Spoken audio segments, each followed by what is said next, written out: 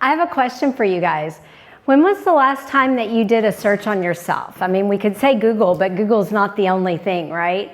Have you searched yourself this week? Have you deep dived your social media this week? If someone was using your face, your voice, or your name today, would you even know?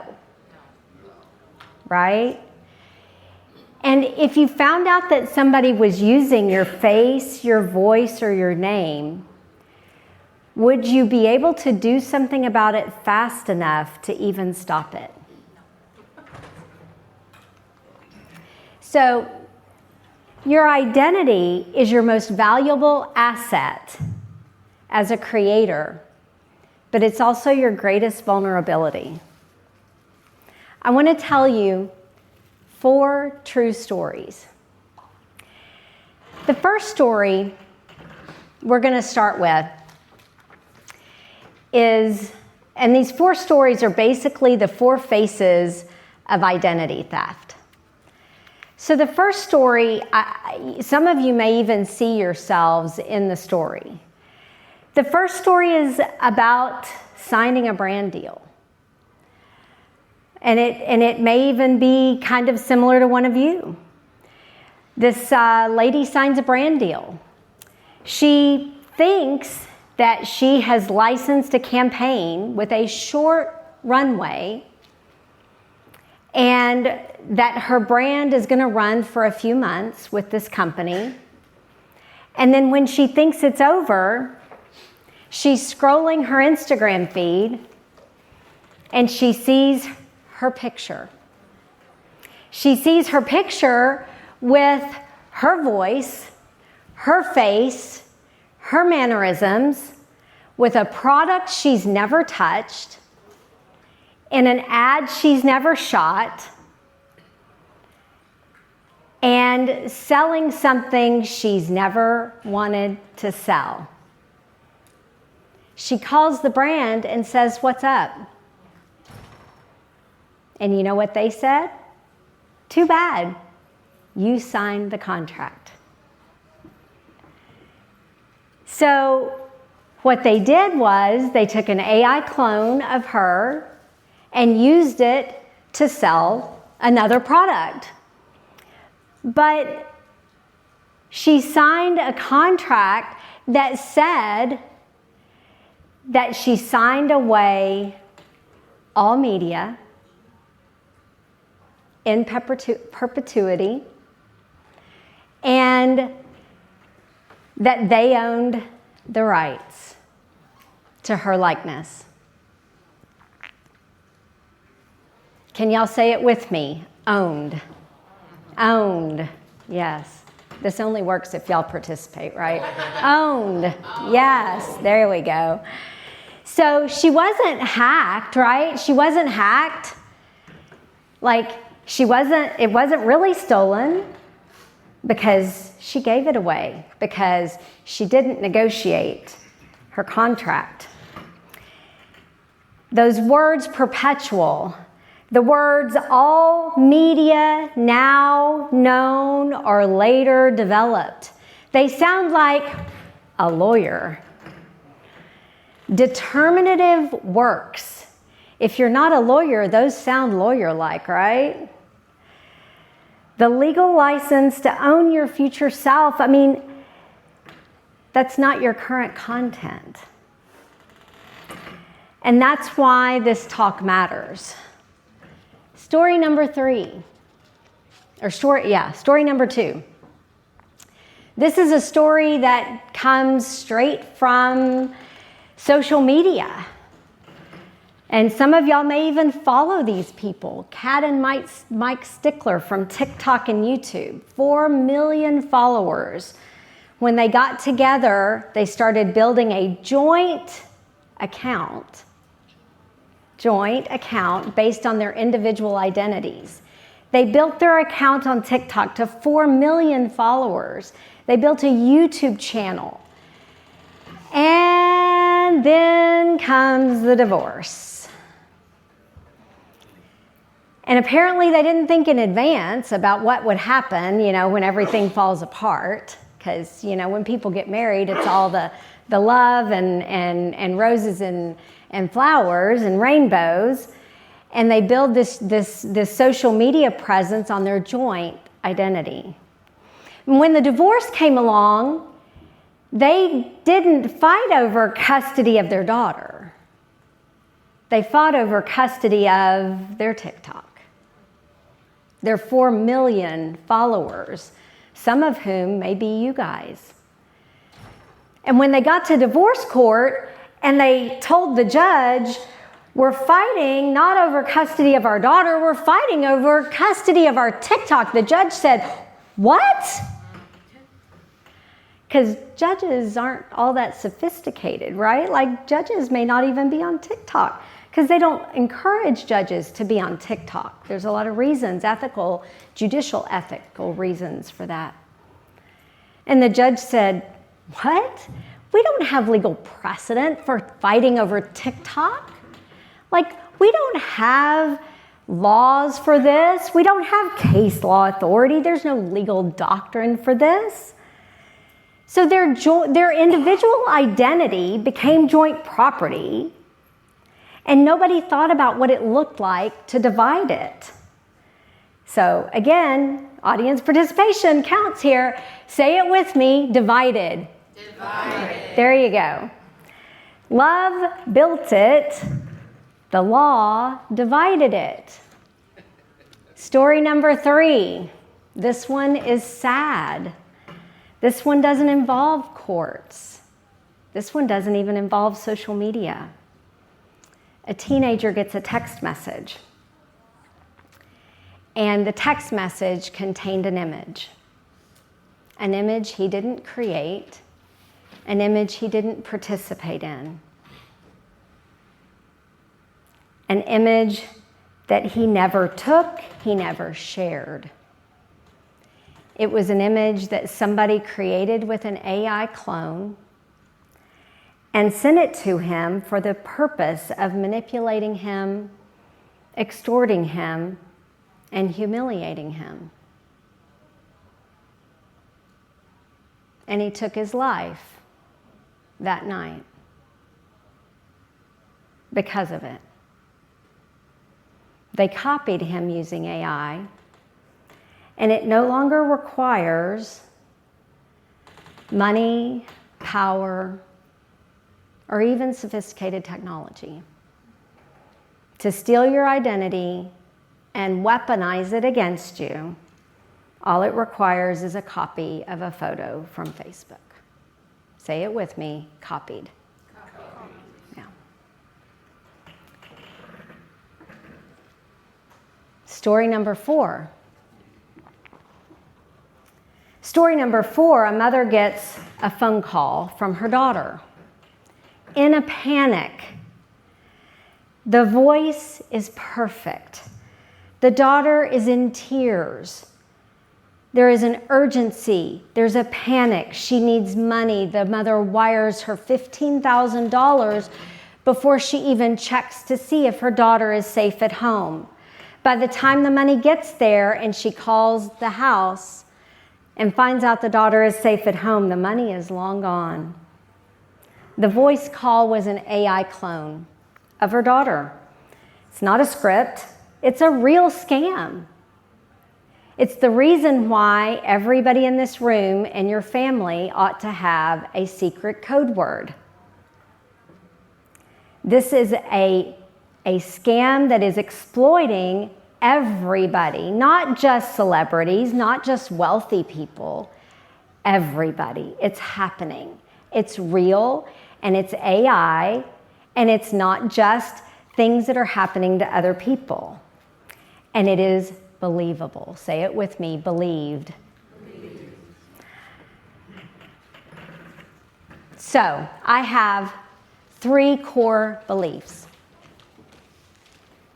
Oh, I lost track of my slides. I was so caught up in talking to y'all. I have these core beliefs that I want to convey to you guys today. First of all, I believe that your identity is not your content. Your identity is not your content. I believe that your identity is your property. But in the age of AI, property ownership is not enough. Identity, in my opinion, has to be a fundamental human right. And we are increasingly being separated from that right of our identity as technology becomes more prevalent and more advanced. But if we believe these things, and if we believe that identity should be a fundamental human right that we cannot be separated from, we have to understand a little bit better how identity works and how to protect ourselves from it. So let's talk about, foundationally, what is identity as it exists today? I think in history, we've always kind of been at this place where identity was our human biology. Identity was something that we never really thought about in a way that was separate from our human organism, our human body. You know, when we lived in a more simple society, our reputation kind of was the most that we might have gotten separated from us. And there was something you could somewhat control about that. But you could walk down the street and still be you. But today we don't really have as much control over that. So I developed this stack of what I think we're at with identity as we stand here today. So at the very bottom of the stack, you have your biological identity. And at least right now where we stand with technology, we still have our biological identity. I'm not sure that as technology advances, that's always going to be true.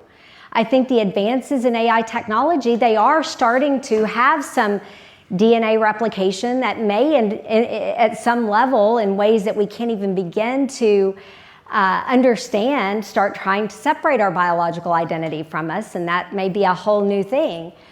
But the biological identity is still right now at the bottom of the stack. Then you have your legal credentialed identity. And that is like your social security number, your passport, your intellectual property, your ideas, maybe your marriage certificate. You have your economic identity. That's your banking credentials. I mean, now we hardly even have a cash society. So your login to your bank is your economic identity. You have your Stripe, maybe your tax IDs, your brand deals, like any way that you make money would be your economic identity. Then you have your representational identity. You have your name, image, likeness, your avatars, you know, your handles, like how you log into your social media. Those are your representational identities. You have your algorithms. These are your twins, like how the algorithms see you. Then you have your synthetic identity. So this is where we're getting with AI, where you have AI-generated versions of yourself. And these are things maybe that you're doing intentionally. And then, so I presented the idea for this topic back in July. And back in July, when I came up with this idea for this topic, we did not have quite the actual reality of agentic identity yet. And then in January, along came OpenClaw. And I don't know if you guys were watching Twitter. I wasn't watching it on Twitter, and there were other platforms that you could watch it on, but I was watching it on Twitter, and all of a sudden, OpenClaw comes around, and there's all this stuff going on Twitter, and they created Moltbook, and all the agents got in Moltbook and were having their little Moltbook party, and they started going agentic. Right? Do y'all remember that moment at the end of January when all the agents started going agentic and they formed their own religion? Yeah, the little lobster religion or whatever. And so now I had to add a stack to my identity ideas. So now we have the agentic identity, right? And so I don't, do any of y'all have Mac Minis with your agents in it? Yeah, a few of you. So you have your agents in your Mac Minis. I want you to understand something. Your agents are not separate from you. You can treat them as if they're your employees. You can name them, some cute little name like Lisa, but they are not separate from you. They are part of you. They are your agentic identity. And if you give them a credit card and you give them permissions and you tell them to go do some things, they are doing them for you. They are part of you. And if they go out and go rogue and do weird things and go subscribe to some, porn sites or something and do some illegal things, like that's you, and you're going to be liable for that. So, let's don't do that. Be careful. And so that's, from a lawyer standpoint, that's one of the problems, I think, with how new some of the agentic stuff and some of the security issues and protocols are, with a lot of the new things that are coming online, is that we just don't have a legal precedent and a protocol for how these things are going to transact on our behalves. So for me, this is where I think we're at today with the identity stack. Now, what I find interesting, somebody held up an iPhone for me. I didn't bring mine up on the stage, but I know all y'all have them. Where does the iPhone fall within the stack? It's not in one place, right? Because I think your iPhone falls in your legal identity, because I bet most of you log into your bank through your phone. I think it falls, you log into your phone through your with your legal identity. You log into your bank with your economic identity. Your name, image, likeness, you all have photos and videos on your phone, so your representational identity is in there. So I think your iPhone, when you lose your phone, I think you're losing almost every stage of the stack. So we're carrying around in our hands basically this representation of almost every part of the identity stack.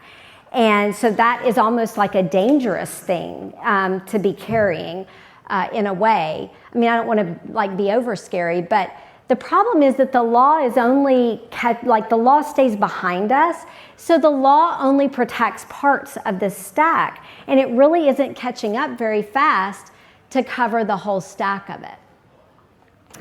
So if you're taking notes, I want you to, kind of keep this, this concept that your identity is your factory, right? Your identity is the thing that is producing the product, but the product is actually your name, image, likeness. And the NIL is the thing that the law kind of is designed to protect.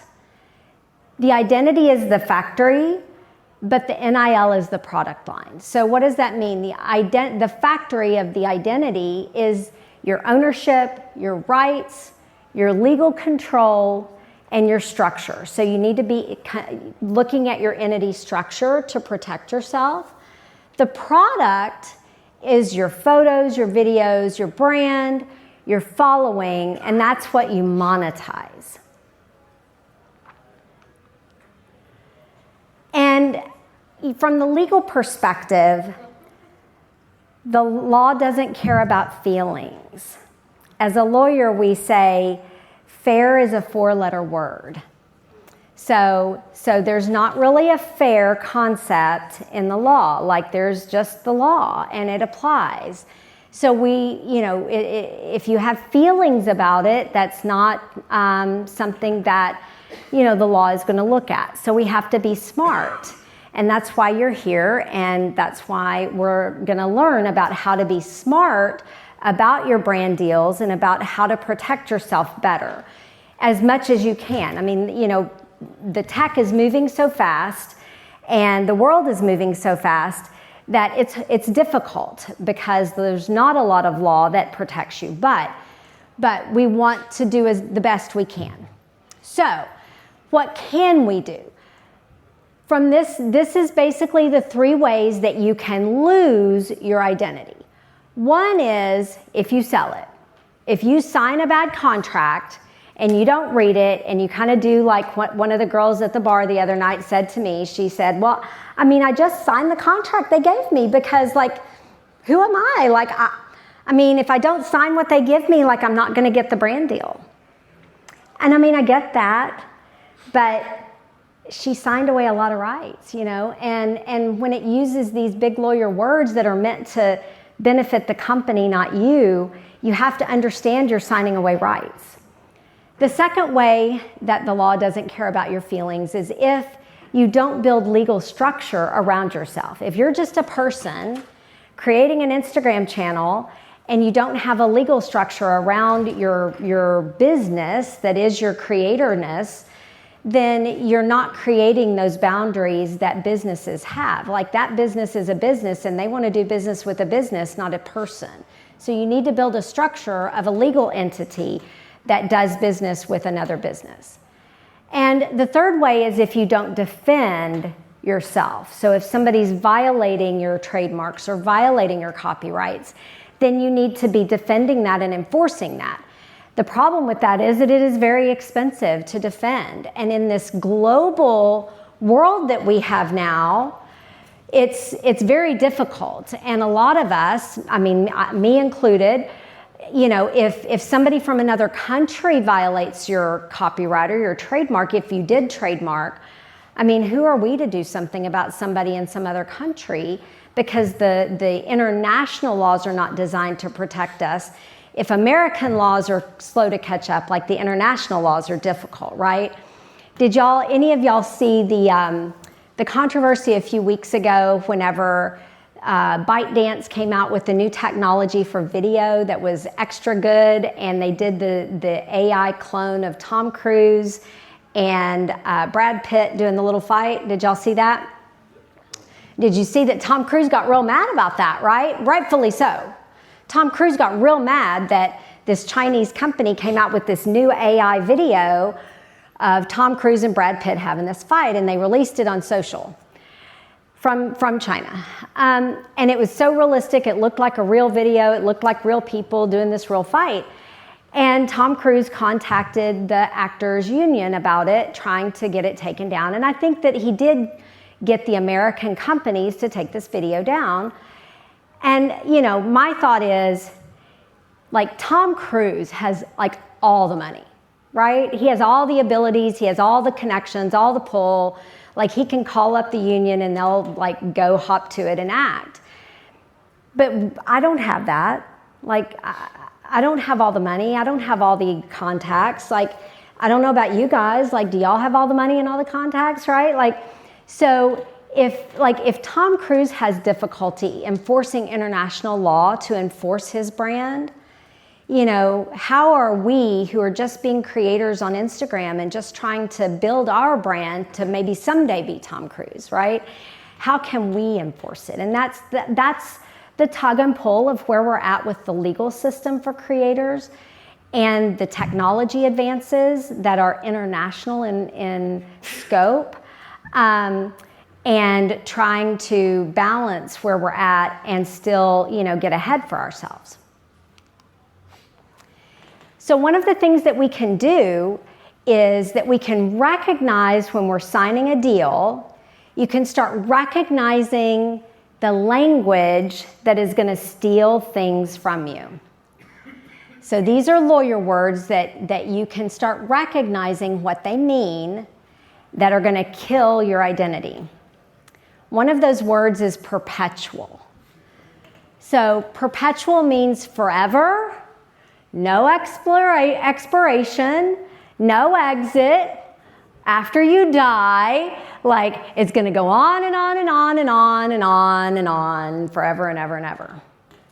Another clause is all media now known or later developed.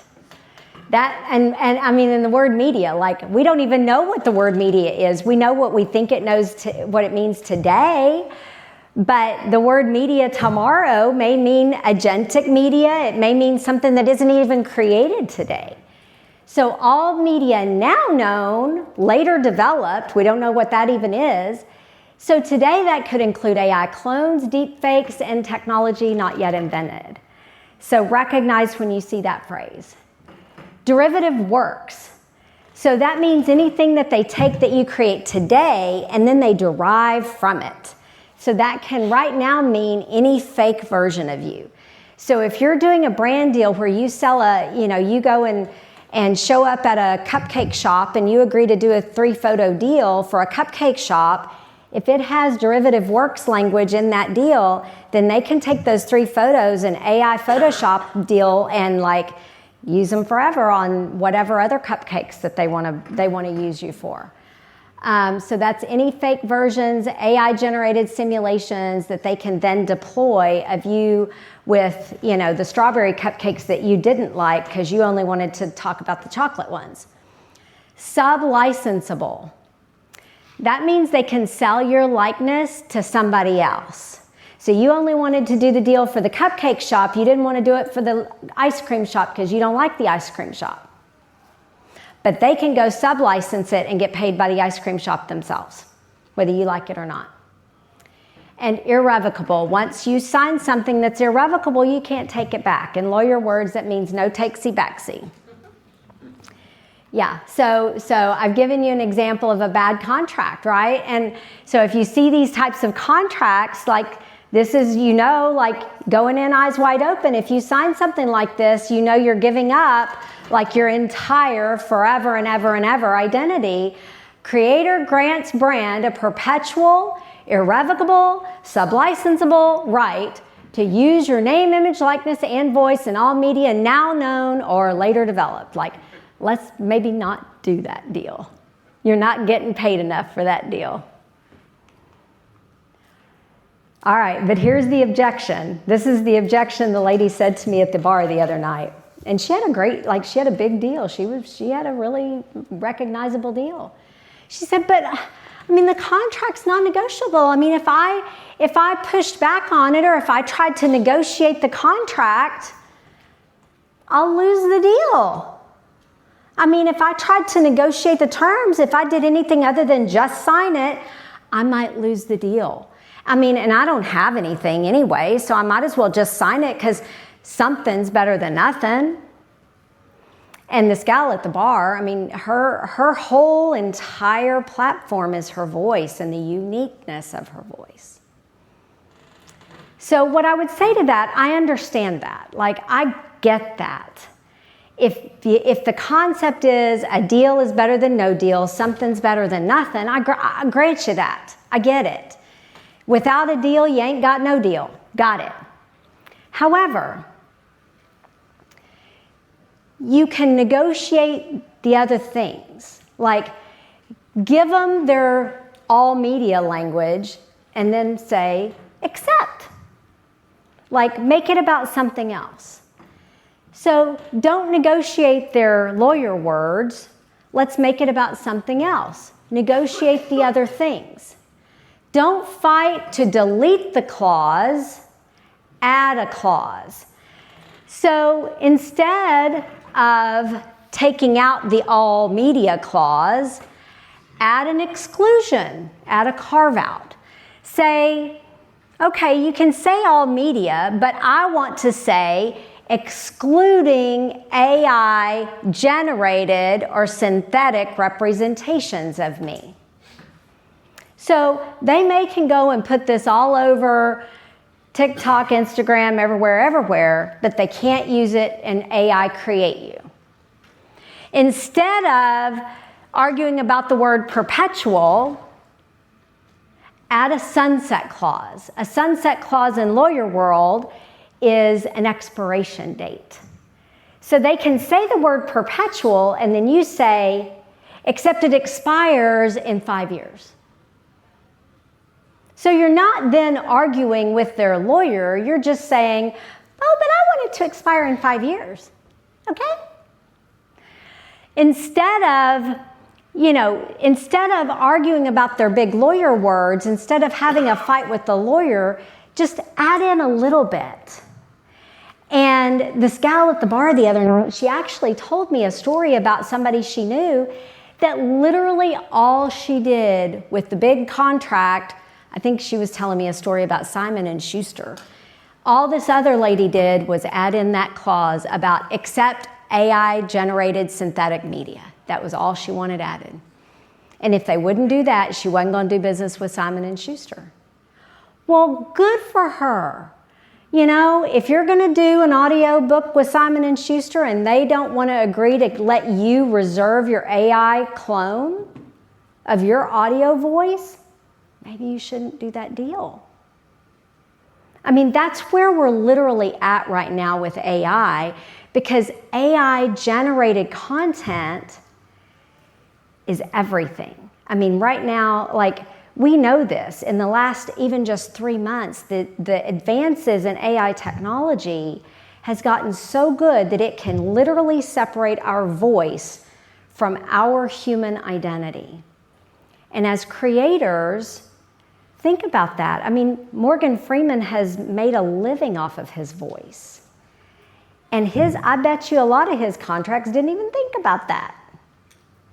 So, so we have to be smart if we know that this is coming, that we have to say, except I'm keeping my AI. I'm keeping my AI clone twin. And we may need to be thinking about our agentic stuff too. All right. Here's the other thing. If you take away nothing, hopefully you've taken away a lot of things, but if you take away nothing else that I've said, then take away this. License, don't sell. This, I think, is one of the key things for creators, is that you can license content without selling it. License just means you're renting it to them. It's like renting an apartment, not buying a condo, right? So you can grant them a non-exclusive, non-transferable, limited time license to use your name, image, likeness, to use these photographs, to use your voice for a particular thing, for a campaign, for a purpose, and then accept out those AI derivatives and not allow the sub-licensing, not allow them to resell it, but not sell it to them permanently. And that keeps the licensing to you and gives it back to you when they're done with it, so that it's an apartment, not a condo, right? And I think that, to me, is the safest thing for you to do in your brand deals. And hopefully most of y'all are doing this. I think that on a lot of the social media brand deals, this is fairly common to do the licensing, not selling. All right. So talking about like how to structure yourself, I hope most of y'all have done your LLCs or some form of an entity around your creatorness. But if you haven't, it is very smart to create some sort of an entity and not just be a solo person doing brand deals, because that gives you more protection in the law if you are a business entity. So it puts a layer of legal protection between you and the companies that are doing these deals. That gives you more enforcement in your contracts. So I think there's like a 6-lesson playbook for owning yourself. So the first one is that you have to own yourself before you monetize yourself. That means you have to build your structure, you have to build your LLC, build your entity before you start signing deals. If you're signing them as an individual, then there's tax consequences, there's there's enforcement consequences in your contracts. The business that you're doing brand deals with is going to have a particular method of dealing with you. So form an entity around your business and treat it like a business. The second one we've already talked about: license, don't sell, and limit it in time. And reserve back your AI so that you're not giving that away. The third one: trademark the thing that makes you money. If you have a particular system, if you have a particular plan, if you have a particular look, if you have a particular slogan, talk to a trademark lawyer. It's not that expensive. If you're making that much money with it, then you need to go trademark it. It's worth it. And if it's not special enough to trademark, if the lawyer says it's not trademarkable, then you're not going to make money on it long term, realistically. But that name, your brand, the name of your show, if you have a podcast, your signature phrase, like all of that. If you trademark it, at least for US coverage, that's the thing that can give you the most coverage and the most enforceability of protection to keep somebody from stealing it. The fourth is to kill these perpetual and killer contract clauses. Now you know when you're reading these contracts, you're not just going in blind and saying like, oh, whatever, something's better than nothing and I'm going to sign this away. So you know now to look for the lawyer words and avoid them if you can, and at least try to insert some clauses that protect you if you're able to. The fifth one is to build a proof vault. So what I mean by this is kind of what my grandmother used to say about how she protected her recipes, but recipes aren't really protectable. You know what I'm talking about? So my grandmother was very proud of her recipes, and she always thought they were special. So she would put them in an envelope and mail them to herself. This is very analog, right? So she would put them in an envelope and mail them to herself, and then she wouldn't open them, and it would have a little mark, right? You know what I'm talking about. And it would have a little mark with the date that she mailed them to herself. So if anybody ever stole her recipe, she had proof when she mailed it to herself of the date that she created it. So this is the fancy high-tech version of my grandmother mailing herself her recipe. It's basically kind of like a DIY copyright of when you first created your thing. So if you have an official headshot, a voice sample, a file of whatever you created, whenever you're trademarking something, you have to have proof of the first date that you utilized it out in the internet.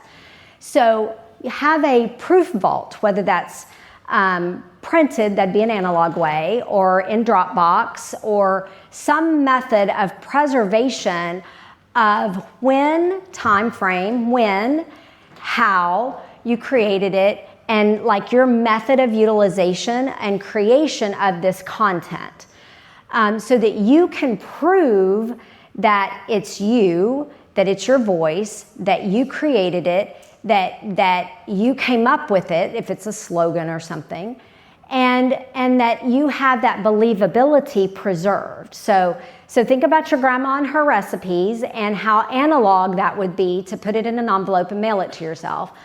And so have that digital version, that high-tech version of preservation of your date, time, and method of creation, so that then if somebody goes and steals it, like you've got this origination of your work, right? So a proof vault.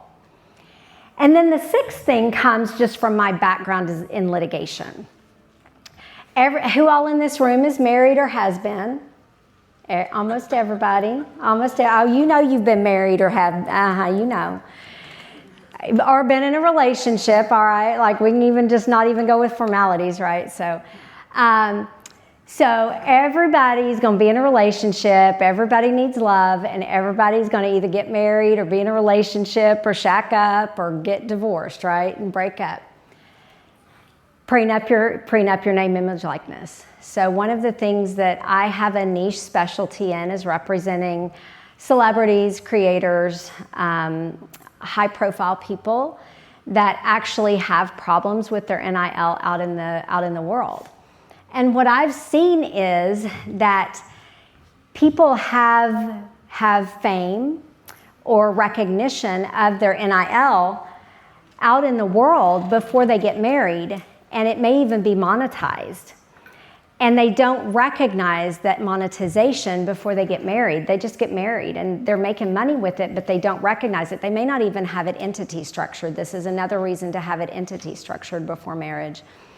But if you're making money on your image, name, likeness, voice, whatever, before you get into a marriage, it's a pretty good idea to put that in the prenup. Even if you're just well-known, maybe you're an executive in an upcoming company, and someday you want to be well-known. It's a pretty good idea to put in a prenup a clause. And I don't really know of a lot of lawyers that actually do this in prenups. This is my own creation. Maybe I should go trademark that. Kidding. Lawyers can't trademark clauses in legal documents. But I think it's a really good idea to have a clause in prenups that says that each spouse maintains the right to their name, image, likeness, exclusive right to their name, image, likeness, and does not, by virtue of marriage, transfer their rights over to the other spouse because of marriage. And the reason for that is my experience representing high-profile people. And you've seen this in the media in countless breakups. Like every breakup out there, one spouse has a picture of the other spouse doing something they ought not to have done, and they release it to the media. Or a video, or an email, or, And that one clause in a prenup that says, I have license, I have the rights, I own my name, image, likeness, my voice, my writings, my this, my that, like everything that comes from me, I still own. It's my property. And just because I marry you, I'm not giving you license to use it. Wouldn't that solve a lot of the stuff we see about breakups in the media when famous people break up? Because then, think about it from a lawyer perspective, then when these famous people start breaking up and you've got that clause in the prenup, then there's going to be this lawyer stuff that happens in the divorce court that the public isn't going to know about, and the gentleman with the media over here isn't going to get to know about, because they're going to have a private meeting with the judge, and they're going to show this judge this contract, and they're going to say, lock it down. Stop the media, stop the presses. Like, we're not going to go releasing pictures, and whatever's on her phone needs to come off of it, and whatever's in those emails gets locked down, and like she doesn't have a right to it, and she's going to get sued on contract if she does. And if you put that in a prenup, like, it locks it down and locks the media out, and all of a sudden, like, nobody's going to get to know all this juicy stuff. I don't know. That's my theory. A prenup can solve a lot of problems that a lot of people have in the media that become famous after they get married. All right, future stuff. This is my vision of the future of identity rights. One of the problems is that the law is just very slow to catch up. In Texas, at least, and I'm a Texas lawyer, the Texas legislature only meets once every 2 years. So to even change the law in Texas, it takes a 2-year cycle. And then they get all preoccupied with other issues that, like, that I'm not saying they aren't important issues, they are, but things like funding of public schools and, things like that are just, other things that are important, and they don't think about things like this that maybe we are all thinking about because we're at South by Southwest and on the cutting edge of these issues. So in May of 2025, the First Lady felt that it was very important, and I agree, I think maybe this is something we all can agree on, that there be a federal law criminalizing non-consensual intimate imagery that ended up on social media platforms. Prior to this law, there was no federal law that required the social media platforms to take down non-consensual intimate imagery. And so what was happening was that, somebody, and this was especially bad for teenage girls, somebody would create a naked photo of a teenage girl, and they'd post it to Facebook and embarrass her. And they'd want it taken off of Facebook, and it would be this whole process. And it would end up being up there for months and months and months if you ever could get it taken down. And so thankfully somebody cared enough to go and pass a federal law that requires the social media platforms to take it down within 48 hours of a complaint. And I know that for me, at my age, it might be a compliment if somebody created an image of me and put it on Facebook. I don't know. I don't know that I would care all that much. But it would be embarrassing, of course, to any of us. It would be embarrassing and humiliating. But to a teenage girl, it's devastating. To a teenage boy, it's devastating, and it's intended to be. and it's cruel. So having 48 hours is still a long time in the life of a teenager, but that's at least a notice and a process that gets it down. So that is a process. And in a few states, there are some additional protections out there for this. And there are more protections for teenagers than there are for us adults, because presumably we're able to handle it a little better. But, there's not a lot of protection for AI yet, and for these clones, and for what are we doing about all of these other things. And to me, the bigger problem is that there is zero protection internationally. We have no body of international law that is protecting us. Like I said, if we can't protect Tom Cruise and Brad Pitt from having their identity cloned for what they do literally for a living in the last couple of months, like, none of us are safe from it. So there is no body of international governance of this, and the law is very, very slow to catch up. And it's unfortunate that lawyers kind of say, like, well, there's no answer, it's all a gray area. But that's, recognition of that at a minimum is the first step to creating a solution. So I think there's basically 3 pillars for creating a solution. One is to recognize digital identity as a right of property, that we own our digital identity. And I don't think that the law actually is caught up enough to recognize that at this point. I don't think that there is, a formal recognition that I own my digital identity.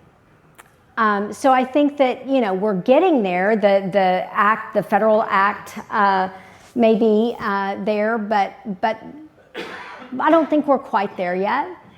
I think the court system is another pillar for securing us. Right now, I think that the court system in general is very unsophisticated.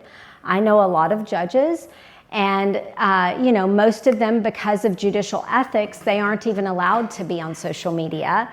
So they kind of have their heads stuck in the sand on what all is out there, where we're all here on the cutting edge of technology at a place like South by that is focused on things like AI and all of these great topics. But the court system is barely talking about them. And to think that a court system might be faced with a deep fake AI video, the court system is not built for that. Let me tell you a story that hasn't happened that I know of yet, but I've done a lot of work in the divorce space, and it terrifies me. I asked y'all a minute ago how many of you had been married or divorced, and so this, I think, will terrify you too. Imagine if you were a mother and you were getting married. Narcissism is the big buzzword in the divorce world right now, but if you were getting a divorce from a narcissistic husband, and maybe he's slightly tech literate and knows how to use one of these tech softwares that are so available now that can create a AI clone video. And maybe we're not quite to the point that I'm going to tell you we are at this moment, but we're not far. So, and I'm going to use very stereotypical language on purpose and understand, I get it, that it could be the opposite gendered situation.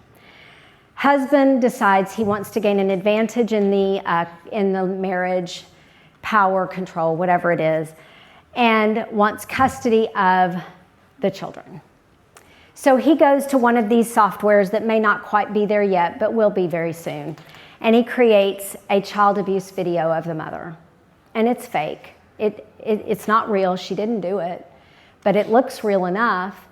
And at the very initial hearing, which happens within a couple of weeks of filing for divorce, he shows this video to an unsophisticated judge, and confirmation bias, the judge sees it and says, "Oh my God, that's horrible, you horrible human." The mom is now not only separated from her children, she now has whatever the state's version of Child Protective Services removes the children from her. The judge limits her access, gives the father who's created this fake video custody. She's probably now arrested and in jail. She has no money because he controls all the money in this example. So she has no money. She now has a public defender who may be unsophisticated and doesn't understand that there are such things as fake videos and AI cloned videos, because he still thinks that cameras, and maybe he doesn't even have an iPhone, you know. And so here she sits in jail knowing that she didn't do it, but has an absolute inability to show it. And the legal system, the judge is unsophisticated, her defender's unsophisticated, she may even be unsophisticated. And if the guy is technologically capable enough to create a fake video, the authenticity regimen that you use in court, he would be the one to go to court and say, this is an authentic video. Well, if he created a fake video, he's going to go to court and say it's authentic. And then it's up to her to prove it's fake. And she has no method, no ability to prove it's fake. She doesn't have the money to hire an expert. She doesn't even know how to hire an expert, and nobody in her universe is sophisticated enough to know how to do that. Now, that's never happened that I know of. I'm not even sure the technology exists yet for that scenario to happen.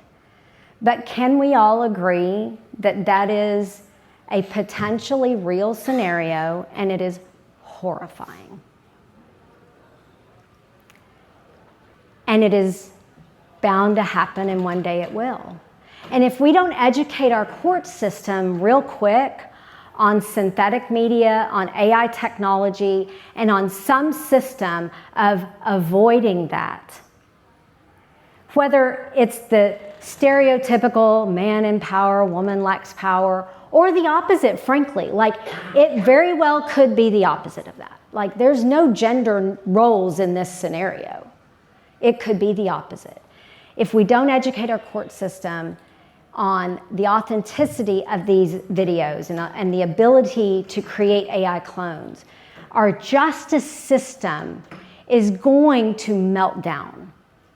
Whether it's the criminal system by creating fake videos on either side of it, prosecuting criminals, defending criminals, either side of it, just the fact that we are not going to be able to believe evidence, the entire foundation of our American judicial system is going to crack.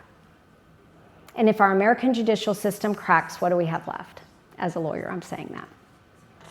So we have to educate our judicial system. And then we have to have accountability across platforms, I believe, so that the accountability and the ethics in our platforms, you know, we can't just have a profit-based system. And as a capitalist, it hurts me to say that, but you know, I think that we do have to have some ethics and transparency in our standards so that we're not just, you know, putting AI slop out there and letting people, you know, see it. So there has to be some sort of platform accountability.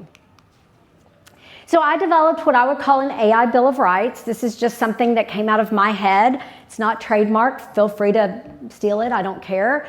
But, you know, it makes sense to me. So that is that AI, that identity is dignity, not data. Your face, your voice, your likeness ought to be inseparable from you. They are part of your person. Your consent should be explicit, not waivable by lawyer language. You should not be able to waive your consent by silence or by vagary. Public consent should not be licensed for synthetic use. In other words, they shouldn't be able to just go grab something off of a public forum like Instagram and use it and call that consent. The platforms that are profiting from creators should protect us and not just profit off of us. And they should be responsible for swiftly taking down things. Believability does not equal truth. And I think this as a society is maybe a societal issue. Just because something looks believable, we're going to have to separate that from truth. I saw a story the other day about a politician in another country. I can't remember what country it was in, but somewhere over in Europe, where there was like a total smear campaign on this guy, and the AI version of him had exactly the opposite view that he carried. You may remember the story. And he lost his election because the AI version of him had this view that wasn't his. And so I think that as a society, we're going to have to ask better questions and have a more critical viewpoint of everything we see, because believability does not equal truth. And lastly, minors deserve heightened protection from parents, from teachers, from schools, from every part of our society, and from society in general. I think our minors deserve heightened protection. So I'll leave you with this. I believe that identity is dignity. I believe that identity is a human right. And I think that we're all entitled to maintain our identity. Just because your face is famous, just because your voice is valuable, fundamentally you're still entitled to your identity. So it is still kind of up to you to own it and protect it and license it, but don't lose it. My slides are available. You can get them through my website, which is on the slide there. They're also available on my Stand store for free if you also want to download them there, or you can just contact me and I'll send them to you. They say I do not have a speaker after me, so I could take some Q&A if you have any questions. Thank you so much. There's a mic. Yeah, if you don't mind asking the questions on the mic, because they, I think, are recording, and so am I.